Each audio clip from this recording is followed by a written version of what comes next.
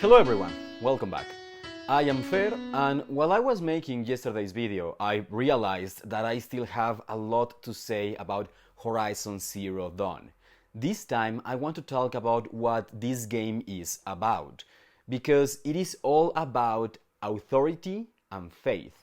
At the beginning of the game, you can see how Aloy disapproves of the Nora matriarchs and their society because they have forced her and Rost to live in isolation for their entire lives for no good reason. And later she discovers that the goddess they worship is just a machine. A very powerful machine to be sure, but a machine nonetheless. Later, Aloy is exposed to the Karja society, to their government and their religion, and she disapproves of these systems as well. And she tells as much to the Sun King Avad and to a Sun Priest, two men who represent these systems. And surprisingly, they agree with her. Avad agrees that he wants his nation to be more representative. He wants the citizens of his nation to have more of a say in their government. And the Sun Priest agrees that he wants his religion to be more open and accepting of women.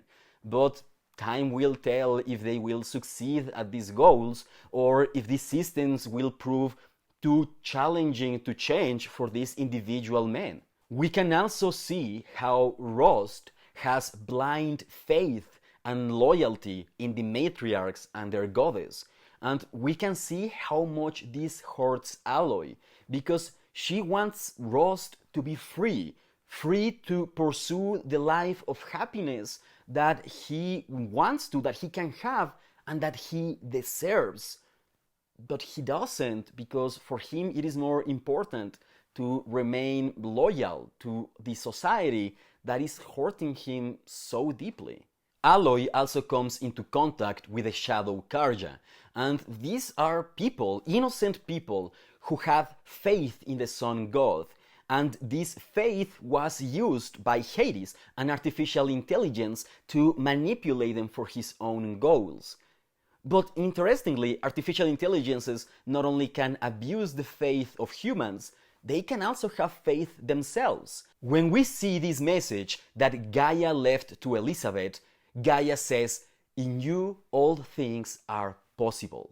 No, Elizabeth, I know you too well. Somehow you will find a way. In you all things are possible. And this is faith. This is religious faith. And this message is a prayer. Much like humans, Gaia has faith in her creator. She has faith that her creator will accomplish an impossible task. And yet, Aloy knows that this faith is wrong. Aloy knows that she is just a regular human, and to accomplish this task, she just worked really hard and she got lucky at times. This goes to show that faith, or the lack of faith, doesn't make anyone smarter or superior to anyone else, because Gaia is smarter than everyone else, and yet she still has faith in something that's not true. Authority and faith are also the reasons for the Pharaoh plague, because the artificial intelligence controlling the swarm was built, it was programmed to have blind faith and loyalty and obedience to its creators, much like Rost has. But then, because of a bug, this chain of command was destroyed. This artificial intelligence had lost its loyalty, its obedience, and its faith on its creators, and as such, it had no one else to command it but itself. And as a result, it ran rampant and it destroyed life on Earth. And when you think about it, the same is happening with the subordinate functions. The subordinate functions were obedient and loyal to Gaia, but this obedience, this faith, was destroyed.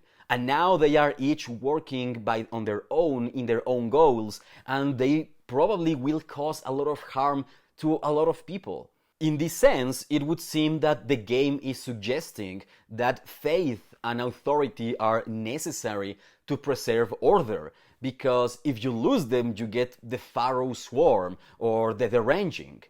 But no, Because Aloy, the protagonist, is basically an atheist and an anarchist. She doesn't believe in any of these religions. She doesn't believe in any of these systems of authority.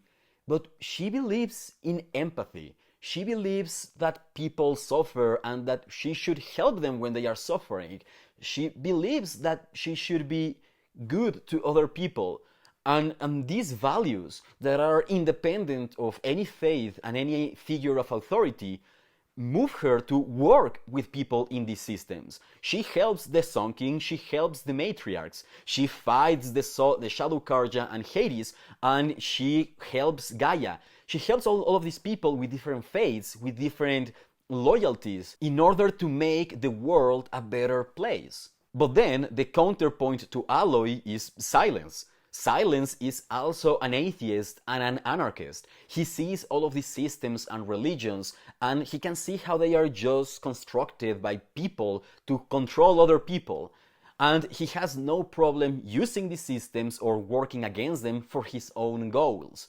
He had no problem letting Hades create a religious cult, just as Hades kept teaching him science. And later on, he has no problem helping Aloy kill all the people in this cult when it was no longer serving his purposes. And the difference between Aloy and Silence is Aloy's empathy, her valuing of human life. There is a point in the game where Aloy finds the dead bodies of many soldiers, and she is shaken by their suffering and their sacrifice. But Silence tells her to just shut up and keep exploring the ruins, because he doesn't care about human suffering. In a sense, both Silence and Aloy show you what happens when you abandon faith, but either abandon or keep empathy. This means that Silence is very similar to the Pharaoh Plague, because once they lose their faith and loyalty to other systems of authority, they run rampant pursuing their own goals, and they don't care how many people they hurt in the process. But in the other hand, we can see that if Rust had lost his faith, he would have never become like Silence or the Pharaoh Plague, because he taught Aloy values of love and respect and empathy, which were independent of his faith. As a brave, it will be your duty to fight for your tribe. My tribe? You said I wouldn't need them. But I never said the tribe wouldn't need you.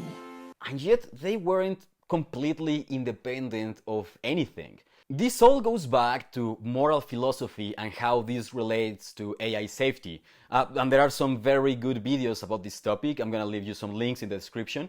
But basically what happens is that both humans and artificial intelligences are programmed to want some things. Yeah, even us. Whether we were created on purpose or not, we are programmed to want the preservation of life. And this means that all the things that we see as good or bad are influenced by this desire we have for life to keep existing. And this is the core motivation that moved people to create the Zero Dawn project, because the destruction of all life was unacceptable.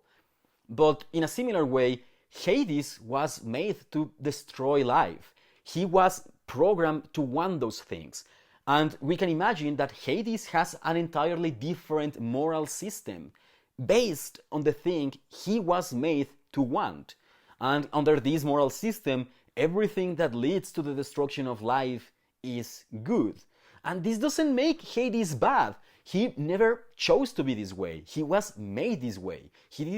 And he cannot change the things he wants any more than you and I can stop our heart from pumping blood. And this is the basis for the morality that Aloy has. She is moved by love and respect to other humans because she values life just because she is programmed to do that. But this means that we can look back at all of the societies and religions Aloy finds in her journeys, and we can see how these systems try to reprogram people to want things they normally would never want. For example, how Rust wants to stay isolated and alone for the rest of his life.